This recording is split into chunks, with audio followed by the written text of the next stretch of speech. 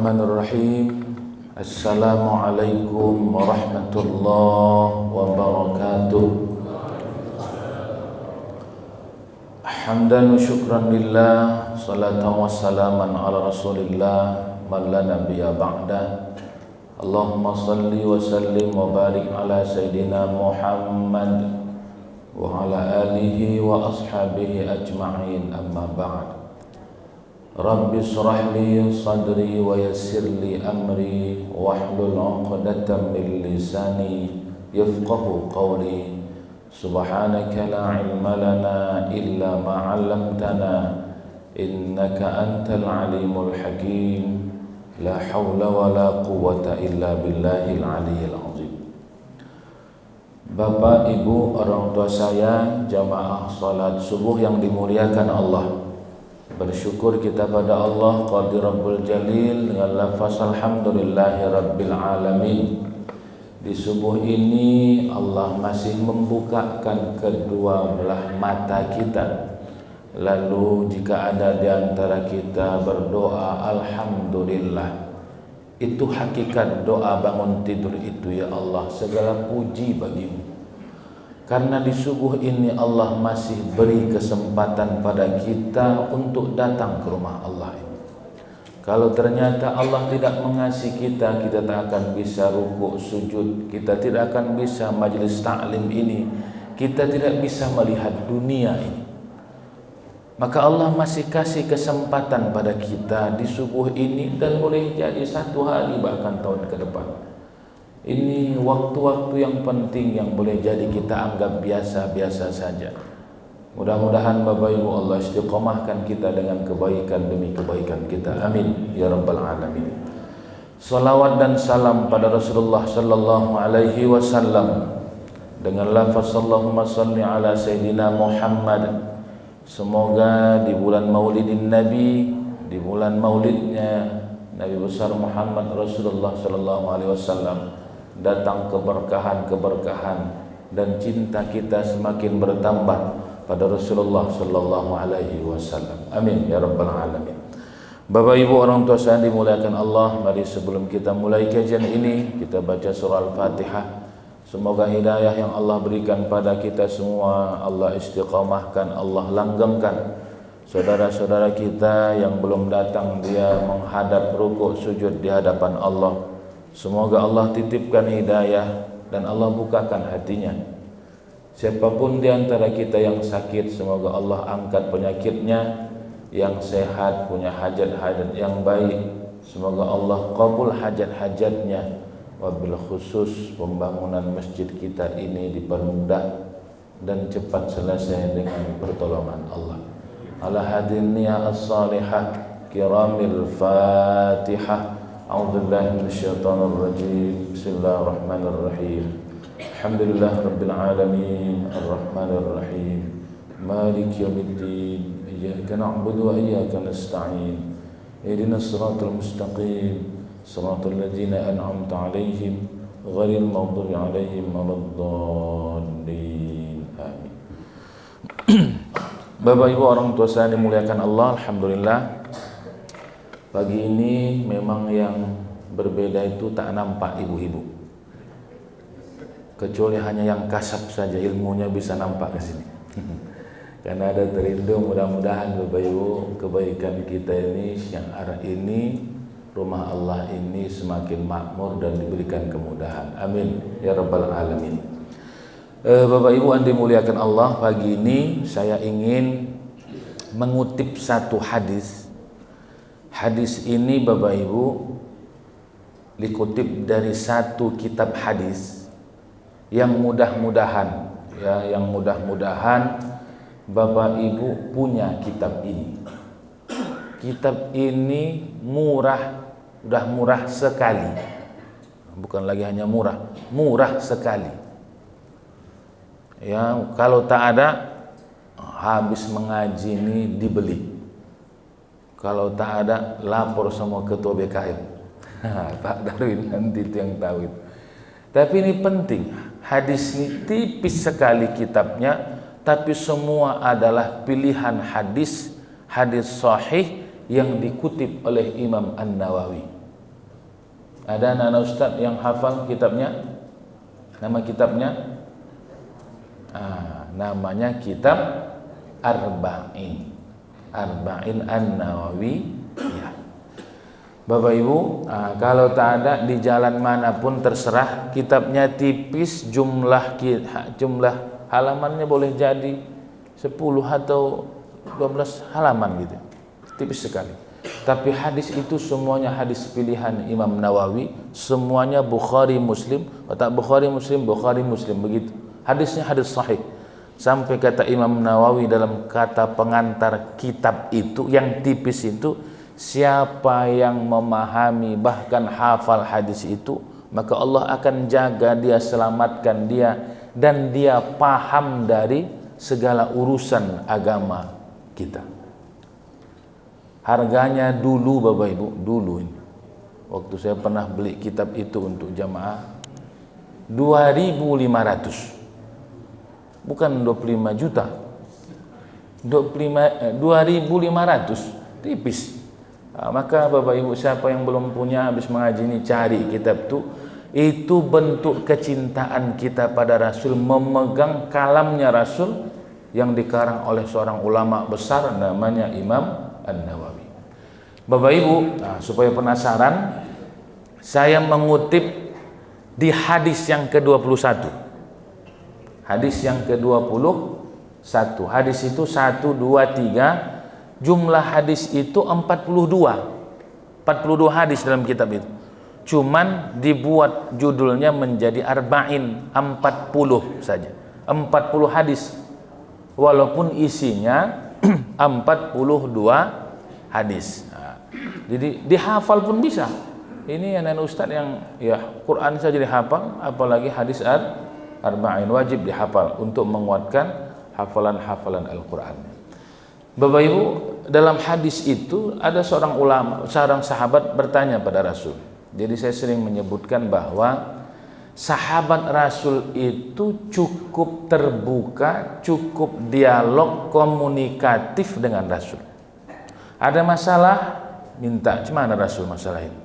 Ada kira-kira masalah hidupnya, minta fatwa, minta nasihat, atau kira-kira minta amalan. Itu dikasih Rasul semua untuk menguatkan para sahabat, hatinya, qalbunnya lengket dengan Allah. Lalu kata sahabat ini, namanya Sufyan Ats-Tsaqafi, sahabat ini, ya Rasulullah, kira-kira begini kata sahabat, bahasanya, ya Rasul, kasihlah padaku satu kalimat saja, yang kalimat ini tak akan pernah kutanya sama siapa lagi kecuali hanya dengan dirimu ya Rasul. Satu kalimat aja, dan tidak akan pernah aku tanya pada siapapun selain dirimu ya Rasul. Lalu kata Rasul, kalimatnya sederhana tapi dalam maknanya. Kata Rasul pada Sufyan, qul, katakan Sufyan. Apa yang diminta oleh Rasul untuk mengatakan? 2 kalimat aja. Amantu billah summastaqim. Titik kalimat Rasul. Kalau engkau ingin minta nasihat, minta amalan, minta keyakinan yang terhunjam dalam hatimu, 2 saja.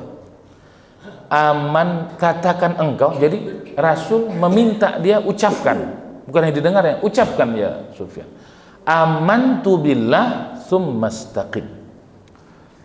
Aku beriman pada Allah, summastaqim, kemudian engkau istiqamah.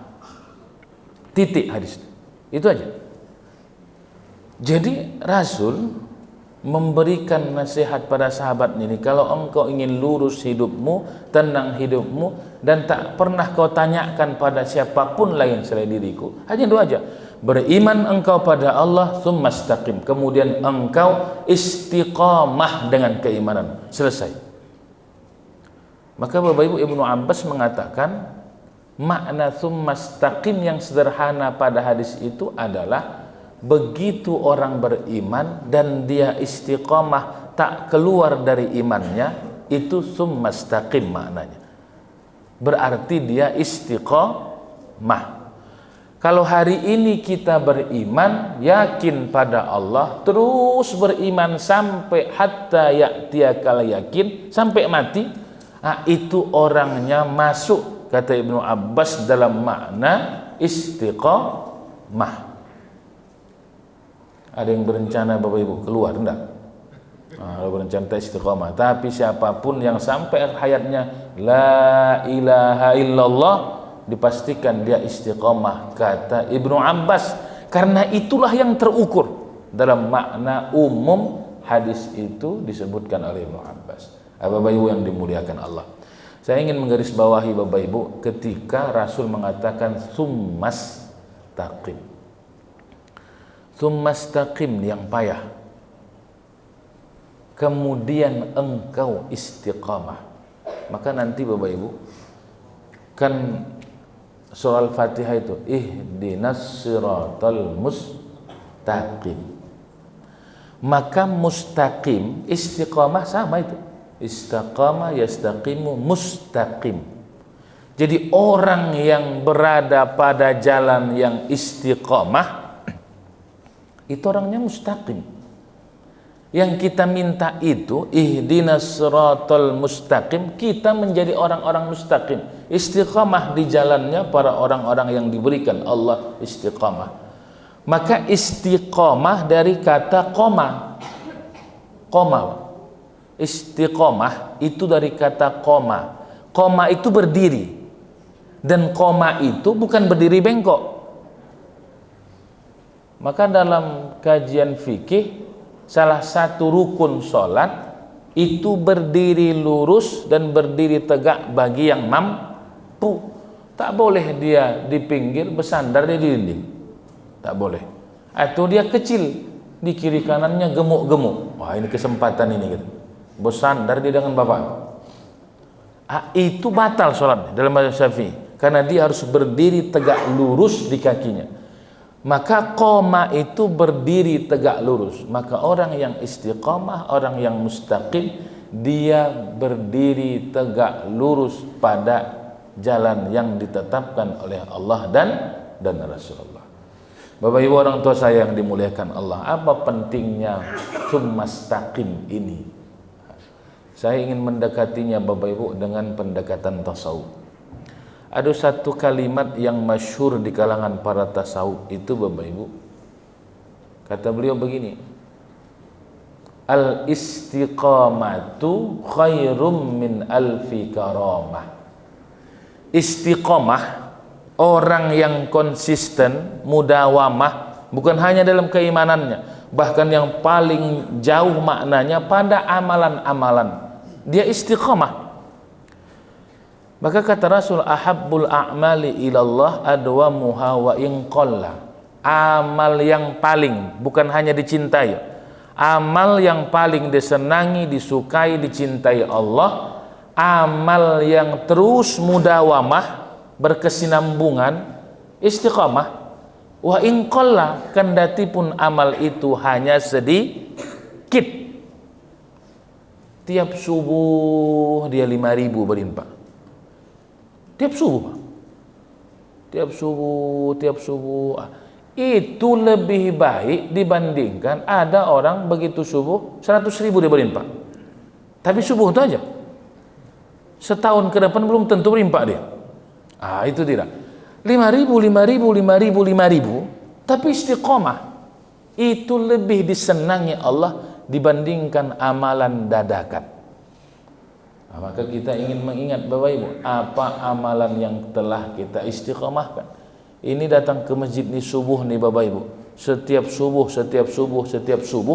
ini amalan yang kalau dia istiqamahkan, maka ini yang disebutkan oleh para ulama kita, para penggiat sufi, al istiqamatu khairum min alfi karamah. Istiqamah itu lebih baik dari 1000 karamah. Istiqamah, jika kita telah mengistiqamahkan satu amalan yang baik, kata para ulama, istiqamah itu lebih baik dari 1000 karamah. Jadi kalau ada orang punya karamah 1000, Sampai kata Abu Yazid Al-Bustami, kalau dia bisa berjalan di atas air, bisa dia terbang di udara, banyak kelebihannya, itu tidak ada apa-apanya dibandingkan orang yang istiqamah dengan amalan yang dia langgengkan. Pertanyaannya Bapak Ibu sederhana, apa amalan yang telah kita istiqamahkan? Itu poinnya. Apa amalan yang telah kita istiqamahkan? Karena Rasul menuntun itu. Siapapun yang beriman, takut pada Allah, dan dia istiqamah, tsumma istaqamu, maka Allah katakan alla takhafu wa la tahzanu, dia tak akan pernah mengalami yang namanya ketakutan dan tak akan pernah mengalami yang namanya kesedihan. Orang yang istiqamah dengan amalan apapun, maka Allah akan kasih padanya dua saja. Dia tak pernah takut dan dia tak pernah sedih. Nah, ini penyakit dua hal di dunia ini. Kita kebanyakan takut dan kebanyakan sedih. Nah, itu penyakit ini.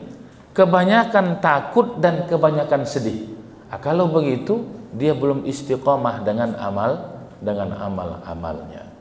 Bapak Ibu orang tua saya yang dimuliakan Allah Subhanahu wa taala. Maka saya ingin menyebutkan satu riwayat ini, dan mudah-mudahan ingin mengkonekkan dengan cerita istiqamah ini. Ada seorang ulama namanya Bapak Ibu Syekh Jazuli. Syekh Jazuli ini menulis satu kitab namanya Dalailul Khairat. Dalailul Khairat itu Bapak Ibu, itu kitab yang agak tebal sedikit, tapi dia bait-bait sholawat. Hari Senin ada bacaan sholawatnya, hari Selasa begitu ada bacaan, sampai satu minggu itu ada masing-masing bacaannya. Itulah yang ditulis oleh Syekh Jazuli dalam kitab Dalailul Khairat. Jika orang-orang yang pesantren, dia akan pasti kenal dengan kitab ini, ya, Dalailul Khairat. Bapak Ibu, dia menulis kitab ini bukan hanya karena keinginannya, tidak. Syekh Jazuli mengalami satu peristiwa, buah dari keistiqomahan orang di satu kampung yang beramal dengan sholawat. Buahnya. Jadi dia tidak tahu, tetapi itulah yang terjadi. Dia lagi musafir ke satu kampung ini, lalu ketika dia masuk waktu zuhur mau berwudu, dia ketemu dengan satu sumur, mau berwudu dia. Dicarinya timba keliling, tak ketemu dengan timba. Datanglah Ghulam itu anak 7-8 tahun umurnya. Didatanginya Syekh Jazuli, ya Syekh, apa yang kau cari? Aku lagi mencari timba mau berwudu di sumur ini. Kata anak ini, ya Syekh, orang di sini berwudu dari sumur tak pakai timba. Wah, terkejut Syekh Jazuli. Dilihatnya tangga tak ada. Lalu bagaimana orang berwudu di sini wahai Ghulam? Lalu Bapak Ibu, didekati anak itulah sumur itu. Cukup dihembusnya aja. Dihembusnya. Begitu dihembusnya, naik air itu dengan sendirinya. Melimpah. Sampai Syekh Jazuli bisa berwudu selesai, turun air itu balik. Nah, ini Bapak Ibu, kalau di kampung ini begini, tak laku jualan sanyo ini. Sanyo tak laku ini, karena main hembus saja langsung naik turun dengan sendiri. Begitu Syekh Jazuli habis berwudu, salat beliau habis salat, dipanggilnya anak. Hei Ghulam, ta'al huna, anta. Ta'al huna, ta'al sini. Datang anak. Begitu dekat anak itu, anta waliullah. Kau pasti wali Allah. Tidak Syekh. Kalau engkau tidak wali Allah, bukan kekasih Allah, pasti ayah atau ibumu wali Allah. Tidak juga Syekh. Ayah dan ibuku hanya petani dan aku pun ikut membantu mereka di sawah ya Syekh. Lalu Syekh Jazuli mengatakan, kenapa air ini, kalau kalian tidak wali-walinya Allah, kenapa air ini bisa naik dengan sendirinya dan turun dengan sendirinya? Lalu kata itu, ya Syekh, kami di kampung ini, semua penduduk kampung ini meyakini bahwa itu boleh jadi karena kemuliaan Allah dengan amalan kami yang kami istiqamahkan. Apa yang kalian amalkan? Ya Syekh, kami di kampung ini semenjak dari mulai atau anaknya, cucunya itu mesti berselawat pada Rasulullah setiap hari sebanyak 5.000 kali. Jadi Bapak Ibu, amalan mereka, istiqomahnya mereka dengan sholawat 5.000 kali, salah satunya yang Allah kasih buahnya itu, begitulah caranya. Naik air dengan sendirinya, turun dengan sendirinya, cukup dengan dihembusnya.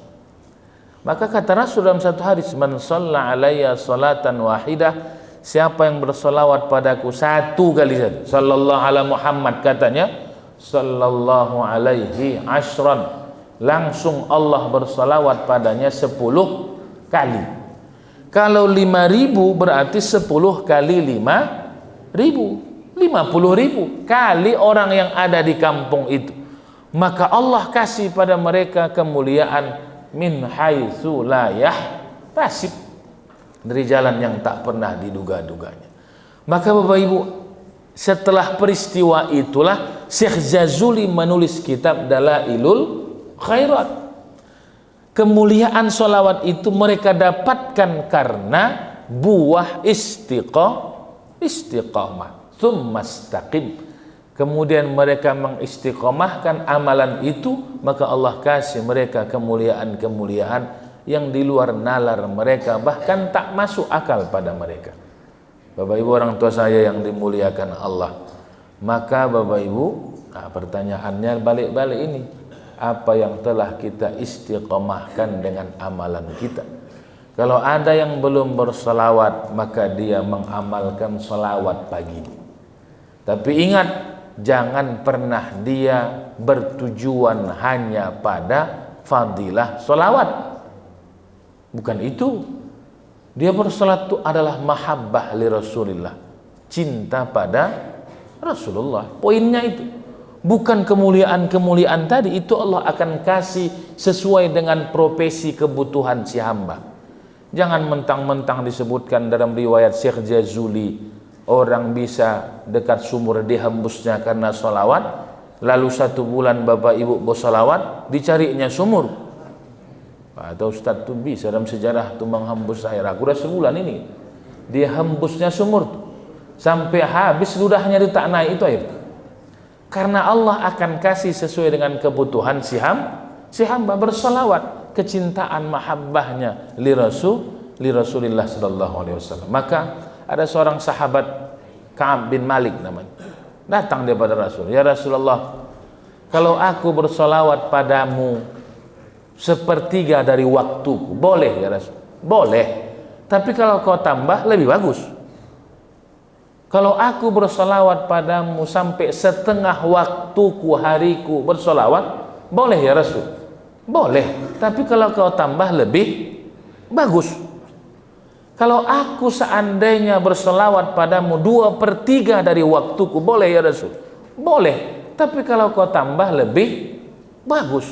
Akhirnya Ka'ab bin Malik mengatakan, kalau begitu ya Rasul, seluruh waktuku hanya akan mengucapkan, membaca salawat padamu ya Rasulullah. Izan, kalau begitu kata Rasul, Allah akan makbulkan, sampaikan semua hammuk, hajat-hajatmu, wa yughfar dzambuk, dan semua dosa-dosamu akan diampunkan oleh Allah. Begitu dia 1 harian, amalannya hanya 1, sallu ala nabi. Bapak Ibu yang dimuliakan Allah, ini bulan Maulid Pak. Bulan Maulid ini kita terkadang Maulid ini setengah jamnya, datang ustadz gitu ya, lalu setengah jam 1 jam ceramah, lalu misalnya baca Quran, selesai. Para tradisi para habaib itu Bapak Ibu, macam hadis tadi arba'in. Kalau pernah Bapak Ibu mengikuti Maulid arba'in, 40 hari itu berkeliling di kampung itu, Maulid terus. Masjid ini Maulid selama 40 hari itu, arba'in itu Maulidin Nabi. Dan itu bukan tanggung, bukan hanya baca Quran, sambutan, ustaz ceramah, tidak. Itu sampai bahkan mau menjelang subuh ada Maulid itu, ditengarai dengan banyaknya bersolawat pada Rasulullah sallu ala nabi, lama. Dan itu dahsyat Bapak Ibu. Jadi ini salah satu yang karena Maulid Nabi mengistiqomahkan salah satu Maulidin Nabi.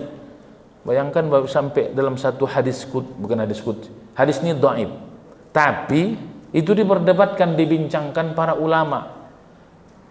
Abu Lahab yang sampai ada surahnya, surah Al-Lahab, tabbat yada abi lahabin wa tab. Itu Abu Lahab yang paling disayanginya di antara sepupu-sepupunya itu adalah Abdullah. Abdullah itu adalah ayahnya Rasulullah. Karena sangkinkan sayangnya, jadi Abu Lahab itu sayang, bukan benci dari sejak kecil pada Muhammad, tidak, sayang betul. Sayang pada ayahnya, sayang pada Rasulullah. Begitu lahir Muhammad Rasulullah, itu Bapak Ibu dibuatnya acara pesta.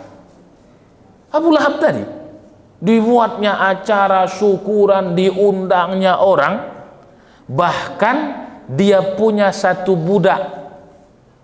Budak itu Bapak Ibu bukan orang merdeka, budaknya dimerdekakannya.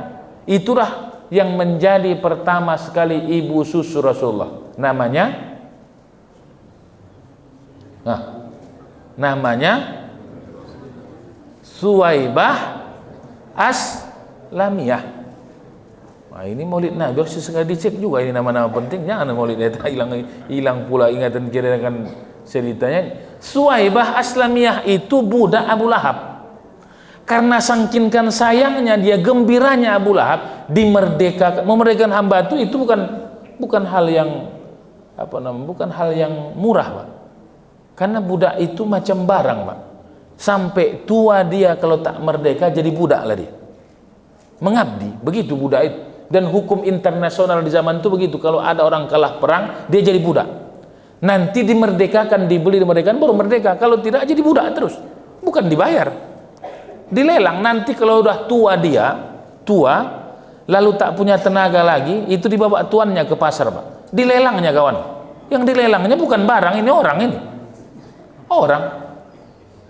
Begitu naik kawan tuh agak ke tempat yang tinggi, dibukanya kira-kira 1 juta kata. Orang keliling 1.100.000 kira-kira begitu. Akhir nanti 2 juta terlelang lawak tuh.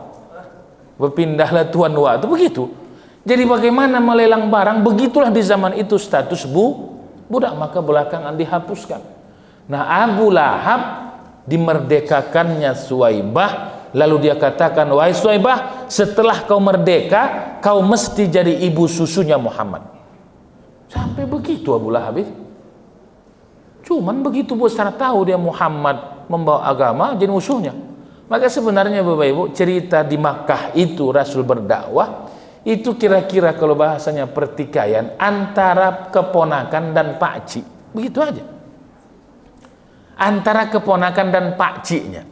Karena Abu Lahab itu pamannya Muhammad Rasulullah. Maka karena dia memuliakan kelahiran Rasulullah, sampai dalam satu hadis, walaupun hadis ini dhaif, saya katakan hadis ini dhaif, tapi diperbincangkan karena Abu Lahab itu memuliakan kelahiran Muhammad. Setiap bulan Maulid Abu Lahab disebutkan dapat dispensasi. Wah, cuman agak bertentangan juga dengan akal. Dapat remisi kawan itu pula, iya kan? Dapat remisi hukuman. Tapi begitu perbincangan karena dia memuliakan kelahiran Sayyiduna Muhammadur Rasulullah SAW. Nah, ini saya ingin, karena cerita agak ini amalannya Maulid, saya ingin mengkonfirmasi nih, Pak, supaya jangan terlupakan ini. Udah Maulid kita bayang, udah alhamdulillah. Tokoh yang sentral dalam perjalanan hidup Rasulullah sejarah itu kan 4. Ibunya Aminah, ayahnya Abdullah, pamannya Abu Thalib, kakeknya Abdul Muthalib. Itu yang santer. Bapak Ibu, saya tanya begini, Abdullah tuh bisa lahir dari Abdul Muthalib? Ayahnya bisa? Kan tak bisa. Ayah melahirkan anak pula. Abdullah itu lahir dari Abdul Muthalib atau dari istri Abdul Muthalib? Istri ya? Istri mana pula dari Abdul Muthalib? Pertanyaan saya, istri Abdul Muthalib itu siapa? Mak, ini gelap kita ini, gak usah bertanya menjawabnya. Bapak Ibu, kalau tak ada istri Abdul Muthalib itu, tak ada Abdullah, tak ada Rasulullah. Tokoh sentral itu. Tokoh sentra itu istri Abdul Muthalib. Saya ingin tanya, walaupun tak nampak saya ibu-ibu. Ibu-ibu tahu tak siapa istri Abdul Muthalib? Walaupun tak tahu entah siapa wajah di belakang saya, tanya aja begitu. Ada ibu-ibu? Bapak ibu, ini penting karena nenek perempuan yang melahirkan, bukan ayah. Siapa pula Abdul Muthalib melahirkan anak Abdullah? Gawat ceritanya itu. Tetapi istri Abdul Muthalib, mamanya Abdullah, nenek Rasul. Kira-kira siapa atuk Rasulullah? Abdul Muthalib, nenek Rasulullah. Itu lahir sendiri, itu tak mungkin itu. Di mana pula ada ceritanya lahir sendiri pada datuk? Ini penting Bapak Ibu, penting untuk melihat pelaku sejarah yang tak mungkin terjadi Abdullah Muhammad tanpa ada nenek. Kalau tak tahu atau lupa Bapak Ibu, ingat ini, ingat betul ini.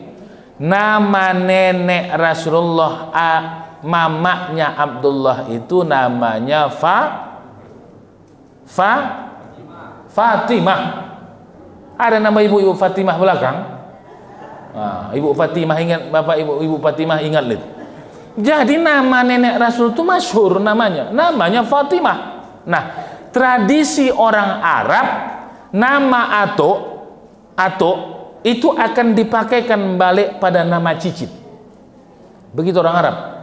Jadi kalau Abdullah misalnya atuknya, nanti cicitnya laki-laki namanya Abdullah. Karena nenek Rasulullah itu Fatimah, maka anak Rasulullah yang perempuan namanya Fatimah. Bisa ingat Bapak Ibu ya?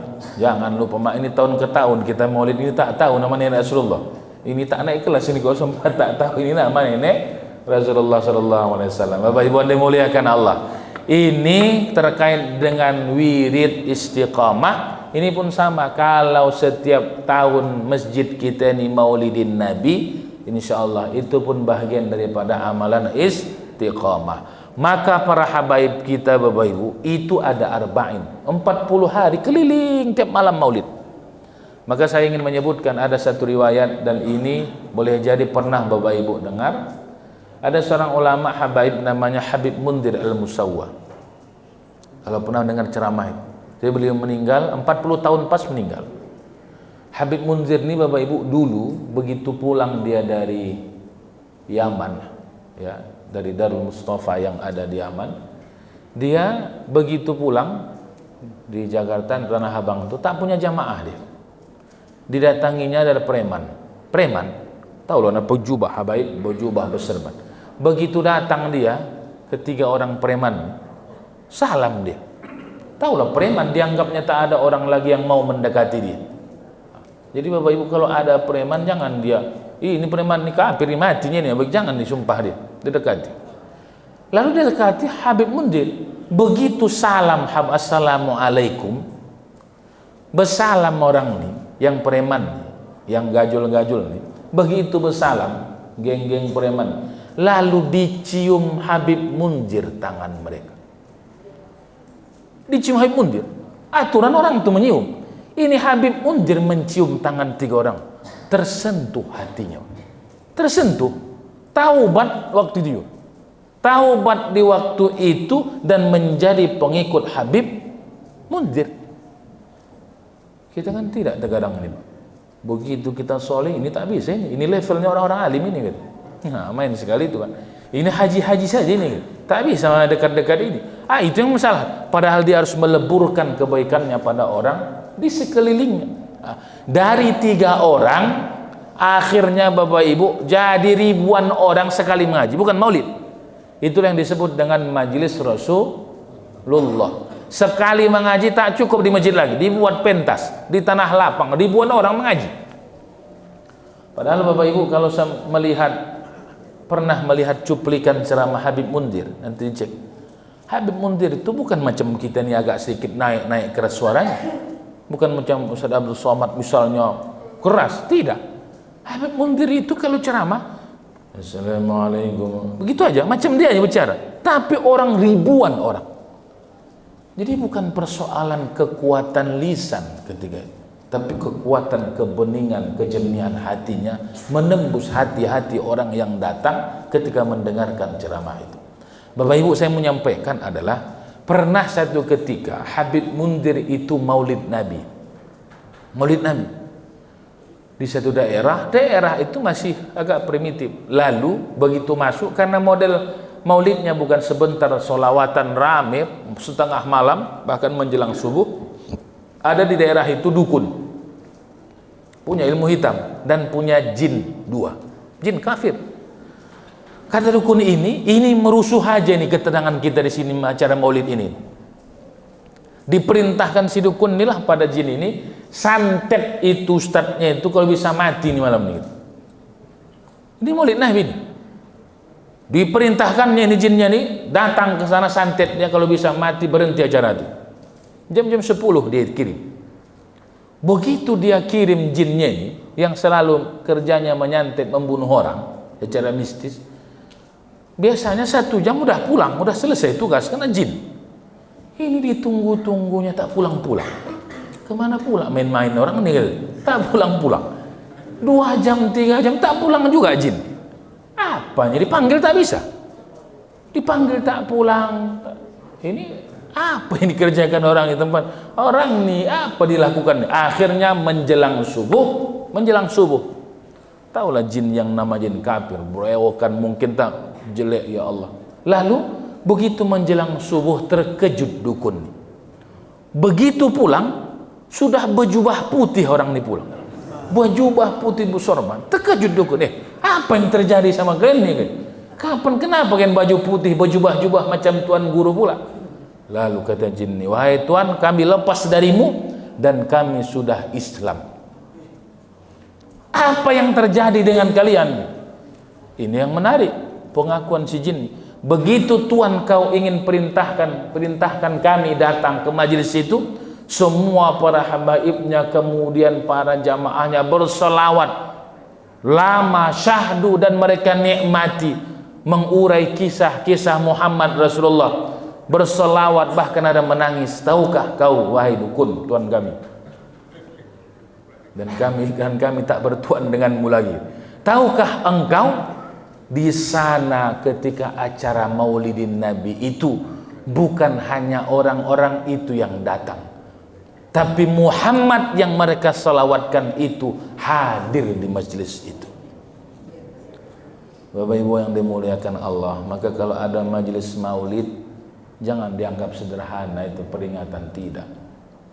Apa cara peringatan maulid? Tidak. Bahwa para ulama-ulama kita mengalami peristiwa bahwa secara rohani Rasul hadir di situ, bukan cerita basa-basi Bapak Ibu. Ingat, Rasul itu bukan selesai fisik, tapi ruhaninya datang, dan itu disebutkan jin itu, maka kami bersyahadat masuk Islam padanya. Selamat tinggal tuan, bye-bye gitu. Tak ada lagi itu. Selesai, tinggal jin dukun tadi. Maka Bapak Ibu, ini riwayat sahih untuk mengatakan pada kita ketika orang berwirid istiqamah maulidin Nabi, maka Allah akan muliakan dia dengan kemuliaannya Rasulullah sallallahu alaihi wasallam. Bapak Ibu yang dimuliakan Allah. Terakhir Bapak Ibu, saya mengecek jam juga tapi terhalang sama apa nih kan, rupanya 6:30 dah. Bapak Ibu, Rasul mengatakan satu amalan, tsummastaqim, istiqamah. Maka siapapun yang istiqamah dengan amalan apapun, maka Allah akan muliakan. Dan itu banyak hadis. Sama misalnya kata Rasul, siapa yang berinfak sebelum subuh di masjid, dia berinfak, apa yang terjadi ketika dia wirid istiqamah dengan itu? Malaikat akan mendoakan. Begitu dimasukkannya, dimasukkan uangnya ke tabung infak. Ini kan Bapak Ibu sedikit ajanya ini batas kita, uang dunia dan uang akhirat. Sekarang kalau ada di kantong kita duit, itu masih uang dunia. Tapi begitu Bapak masukkan ke tabung infak kita yang 3 ini, kalau Bapak tarik masuk, itu antara dunia dan akhirat itu. Tapi kalau masukkan jadi akhirat dia. Maka begitu masuk berdoa malaikat, ya Allah, kabulkan hajatnya, hindarkan dia dari takdir yang jelek ya Allah. Maka kalau ada hari ini orang baik-baik, aman, tak ada kecelakaan, jangan salah, jangan-jangan pernah dia pagi itu berinfak dia. Jangan-jangan Bapak Ibu, begitu Bapak Ibu ada tukang parkir 2.000-nya, Bapak Ibu lebihkan 3.000. Jangan-jangan 1.000 rupiah tuh ya Allah. Tak tahu kita. Ada satu peristiwa Bapak Ibu, dia musafir, lagi makan di rumah makan, ada tabung infak, dimasukkan tak banyaknya, 5.000 dimasukkan. Waktu masuk jalan tol dia, jalan tol licin hujan, terbalik mobil, ukurannya wassalam, berguling-guling. Tiba-tiba dia dan keluarganya selamat, aman, tak ada yang luka. Mobil udah bonyok sudah. Kalau udah mobil bonyok, dia lebih bonyok itu, kira-kira begitu tuh kan, kalau sudah ukurannya begitu. Tapi bangun keluar mereka aman. Sampai dia katakan, ya Allah, aku tak tahu ya Allah apa yang kebaikan pada diriku, tapi yang aku ingat ya Allah adalah keikhlasanku sebelum masuk berjalan ini, berinfak di tabung infak itu sebelum berangkat. Tak tahu kita Bapak Ibu. Maka apa yang bisa kita istiqomahkan mulai hari ini, istiqomahkan walaupun hanya sedikit. Ahabbul a'mali ilallah adwamuha wa in qalla. Amal yang paling disenangi Allah amal sedikit tapi istiqamah. Sampai dikutip para ulama kita, ada seseorang Bapak Ibu, kerja dia rumahnya di depan di pinggir pasar, tapi sampai ada ulama mengatakan dia itu wali Allah itu. Lihat orang, bah kenapa Bapak bilang wali Allah itu? Kerja Bapak ini di depan rumahnya duduk aja, depan rumahnya orang lalu lalang, tak ada amal yang istimewa, bukan orang dia dermawan, bukan ahli salat, bukan tahajud. Kerja dia setiap hari duduk di depan rumahnya di pinggir jalan, lewat orang ke kiri tengoknya, ke kanan ditengok, ke itu aja kerjanya, ke kiri ke kanan diikutinya orang. Ternyata Bapak Ibu kerja dia adalah mendoakan semua orang yang lewat tuh ke kiri, doa selamat didoakan, karena dia kerjanya mendoakan orang. Sepanjang hari yang lewat di jalan itu Allah angkat dia menjadi waliyum min auliyaillah, satu di antara walinya Allah. Maka Bapak Ibu, ini amalan-amalan batin ini. Jangan mendendam, jangan cemburu, banyak-banyak mendoakan. Saya, Bapak tak dendam dengan si fulan itu, dizolimannya betul Bapak. Saya tak dendam, tapi tak lupa saya kan. Nah itu sama juga itu. Saya tak dendam tapi lupa apa ya saya kan. Bapak Ibu, banyak-banyak mendoakan, karena itu amalan-amalan hati. Ada orang jalan kita Pak, jual es, ya Allah habiskan esnya, sederhananya. Ada jual kacang, jual jagung, ya Allah habiskan, ludaskan jualan. Ada orang sakit, doa, walaupun tak mesti didatangi, didoakan di depan dia, tak perlu, lewat doakan. Ini terkadang mau juga begitu, dekat dia, Pak, Bapak udah doakan ya, jangan macam-macam Bapak, kata pula. Dia ancamnya pula Bapak. Maka dengan hatinya, karena doa itu akan diijabah oleh Allah. Bapak Ibu yang dimuliakan Allah, mudah-mudahan kaji kita ini mengingatkan kembali pada saya dan kita semua tuntunan Rasul ini, istiqamah dalam segala hal yang baik, maka Allah akan memberikan ma'unahnya berbagai hal pada kita untuk semakin dekat pada Allah. Amin ya rabbal alamin. Lebih dan kurang mohon maaf. Billahi taufik wal hidayah. Wassalamualaikum warahmatullahi wabarakatuh. Kepada Ustaz yang telah menyampaikan kajian pada sore hari ini, baik kepada Bapak dan Ibu, jika ada yang mau bertanya dipersilakan.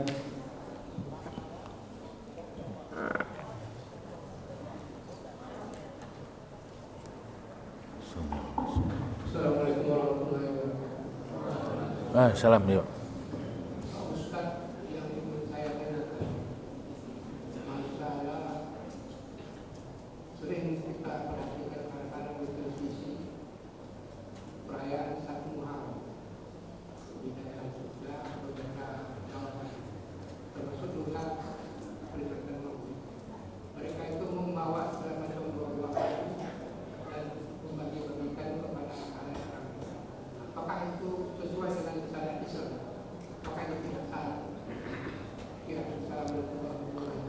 Assalamualaikum warahmatullahi wabarakatuh. Iya, Pak. Iya. Assalamualaikum warahmatullahi wabarakatuh. Assalamualaikum warahmatullahi wabarakatuh. Pertanyaan pertama Ustaz, tentang istiqomah. Apabila seseorang istiqomah terhadap membaca Al-Quran setiap hari malam, tapi bacaannya itu terus hingga akhir ayatnya. Misalnya surah Al-Mulk. Kenapa alasannya? Itu dia mempelajari tajwid dan makhrajnya, bahkan hafal menghafali maknanya, artinya. Karena dia istiqomah setiap malam, dia juga takut karena baca Al-Quran salah makhrajnya, salah hurufnya, salah artinya. Jadi tidak membaca yang lain, tapi istiqomah baca itu saja setiap malam hingga akhirnya. Apakah itu baik? Kedua, tentang salawat Nabi. Salawat Nabi itu sebaiknya sebanyak-banyaknya jumlahnya, mungkin per jam bisa 500 atau dengan dilantunkan dengan berlagu itu. Sallallahu alaihi, itu kan jumlahnya sedikit, 1 jam paling cuma 100 gitu. Iya. Demikian itu Ustaz. Terima kasih. Assalamualaikum. Baik, Bapak Ibu, ada 3 pertanyaan. Pertama dari Bapak kita tadi. Bapak Ibu, tradisi di Jawa, kalau mereka maulid itu kan maulud, ya, maulud Nabi gitu, di Jogja dan sebagainya. Bapak Ibu, bahwa pelaksanaan maulid ada orang mengasih makan, ada mengasih buah-buahan, bahkan menyiapkan acara itu. Apakah itu salah? Tidak. Karena itu bahagian daripada memuliakan dan mensyiarkan Rasulullah. Jadi sama dalam tradisi daerah tertentu, begitu maulid itu saya pernah ceramah Bapak Ibu di suku Banjar, Pak. Banjar ya.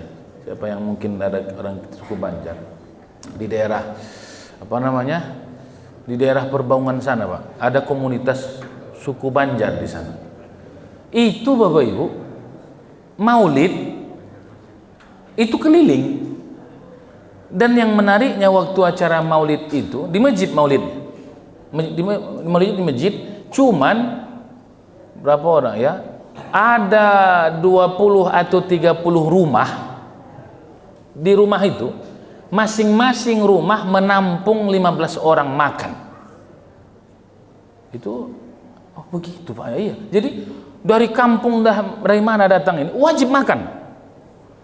Jadi sebelum atau sudah acara maulid itu sebelum. Jadi setiap rumah itu 15 atau 20 orang menampung makan minum sekenyangnya di situ.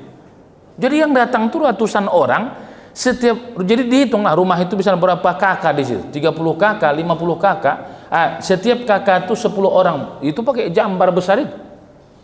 Makan semua. Jadi rumah itu macam pesta, bukan rumah, kampung itu macam pesta, Pak. Itu Bapak Ibu maknanya memuliakan maulidin Nabi. Itu ada tradisi-tradisi yang begitu sampai bukan hanya peringatan, sampai di rumahnya ditanggungnya. Aku 20 orang ya, itu tergantung. Aku 50 orang kan, aku tanggung untuk maulidin Nabi. Maka semua panitia bahkan yang terkait dengan itu akan mendapatkan kemuliaan dari Rasulullah Sallallahu Alaihi Wasallam. Itu yang pertama. Yang kedua, Bapak, ada orang beramal. Nanti ada juga ini, jadi ada juga yang memahami berbeda ya. Tak boleh baca Yasin malam Jumat. Apa pula itu di sini? Padahal perintah Quran itu iqra'u ma tayassara minal Quran. Bacalah apa yang mudah dari Al-Quran. Jadi kalau ada menyalahkan tak boleh baca Yasin malam Jumat, tak boleh surah Al-Mulk, boleh. Ada sahabat, ini yang menarik. Ini terjadi di zaman Rasul. Setiap sholat, bukan lagi di luar, bukan di luar sholat. Setiap sholat, mau sholat apapun, bacaannya kul huwallah. Bayangkan itu. Mau rakaat pertama, rakaat kedua kul huwallah. Bukan tak hafal di ayat lain. Para sahabat, mau apapun dia, penting surah Al-Ikhlas. Itu saja malam. Apa yang terjadi Bapak Ibu ketika dia meninggal? Lupa nama sahabat. Begitu meninggal, waktu meninggal, Rasul terkejut. Rasul pun ikut memakamkan beliau. Sahabat terkejut. Ya Rasul, kenapa kau sahabat kita nih? Kau pun sibuk kali ikut dalam pemakamannya ya Rasul. Lalu kata Rasul, wahai para sahabatku, tak tahu kalian, turun para malaikat dari langit untuk mengikuti sahabat kita ini sampai ke liang lahat. Kenapa begitu? Tahu kalian amalannya karena dia cinta membaca surah Al-Ikhlas. Jadi Pak tadi kalau ada surah muluk patin, amalkan, mainkan terus. Jangan tak boleh itu kan. Ini jangankan surah muluk, tak baca surah muluk dilarang pula orang. Ini kan penyakit kita. Dia tak baca surah apapun dilarangnya orang. Kawan baca surah Al-Muluk larangnya. Itu samanya itu. Ada orang yang buat tabung infak di pinggir jalan itu Pak. Yang mau di pinggir jalan bangun masjid dibuat. Orang untuk memudahkan berinfak, maknanya begitu aja. Ada orang tak boleh ini buat tabung infak pinggir jalan, menghina umat Islam dan sebagainya. Kita tanya orang, Bapak ada wakaf apa? Aku tak ada, kata. Bah, udah dia tak bawa wakaf, dilarangnya pula. Itu kiamat kita buat orang begitu tuh. Jadi Bapak Ibu, selagi yang baik, kalau bahasa Medan dimainkan, amalkan, istiqomahkan. Terakhir Bapak Ibu, sholawat. Sholawat itu Bapak Ibu unik. Kata para ulama, kalau ada orang berzikir la ilaha illallah subhanallah hamdalillah, pokoknya zikir, tapi dia berzikir itu ria bukan karena Allah supaya dia disebut orang hebat, alim, ahli zikir. Ria dia itu tak diterima Allah. Kalau dia ria zikir ribuan tapi dia pengen disebut alim, tidak diterima Allah. Tapi sholawat, ini hebatnya sholawat, mau ria dia, mau ikhlas dia, mau ujub dia, mau sum'ah dia bersolawat tuh, tetap Allah terima. Karena solawat itu bukan untuk dirinya, tapi memuliakan Rasulullah Shallallahu Alaihi Wasallam. Mau disebutnya pelan-pelan, mau dijaharkannya, mau dinyanyikannya, didendangkannya, dinasyidkannya, tetap Allah terima. Karena dia memuliakan kekasihnya Allah Muhammad Rasulullah. Tapi yang aula Bapak Ibu, tetaplah dia bersolawat, mau banyak mau sedikit, hadir hatinya ketika bersolawat. Itu lebih syahdu, lebih terasa dan akan connect dengan dimensi ruhaninya. Kira-kira begitu Pak. Baik Bapak Ibu, mari kita berdoa. Alhamdulillahirabbil alamin. Wassalatu wassalamu ala asrafil anbiya wal mursalin, sayyidil mursalin wa ala alihi wa sahbihi ajma'in. Allahumma lakal hamdu wa ilaikal mushtaka wa antal musta'an. La hawla wa la quwata illa billahil aliyyil azim. Allahumma ya Allah, ya Rahman, ya Rahim, wahai zat yang menggenggam hati dan jiwa kami, bimbing hati kami ya Allah, bimbing pikiran kami ya Allah, untuk senantiasa tunduk, ruku, sujud dan hina dina di hadapan-Mu ya Allah. Hilangkan, singkirkan kesombongan, keakuan, kebisaan dan kehebatan kami ya Allah. Kami hebat, kami punya, dan semua yang ada pada diri kami adalah titipan dan pemberian-Mu ya Allah. Allahumma ya Allah, dengan mengkaji hadis-hadis Nabi-Mu, kekasih-Mu, mengingat sejarah Nabi-Mu, kekasih-Mu, dengan keberkahan maulidin Nabi ya Allah, ampuni dosa-dosa kami, mudahkan segala urusan kami ya Allah. Kami tak pernah bertemu dengan Rasulullah secara fisik, kami tak pernah menatap wajahnya. Kami bukan zuriat, anak keturunan dan habaib keluarga Rasulullah. Tapi ya Allah, kami cinta pada Rasulullah. Kami cinta pada Rasulullah. Kami rindu pada Rasulullah. Kami rindu ya Allah dengan Rasulullah. Ya Allah, tanpa beliau dipastikan kami tak akan pernah mengenal-Mu. Tanpa beliau kami tak akan pernah mengenal agama-Mu yang mulia. Tanpa beliau kami tak akan pernah mampu menikmati sujud demi sujud kami. Tanpa beliau kami tak akan pernah mampu menikmati doa-doa kami padamu ya Allah. Ya Allah, sampaikan salam salawat kami pada Rasulullah. Sampaikan ya Allah ruhani kami dengan Rasulullah. Allahumma salli ala Sayyidina Muhammad. Allahumma ya Allah, berkahi ilmu dan amal kami, berkahi rezeki dan keluarga kami, berkahi segala apa yang kami miliki ya Rahim, agar kiranya hanya tertuju padamu dan mengharapkan ridhamu ya Rahman. Rabbana atina fid dunya hasanah wa fil akhirati hasanah wa qina adzaban nar. Walhamdulillahi rabbil alamin. Taqabbalallahu minkum.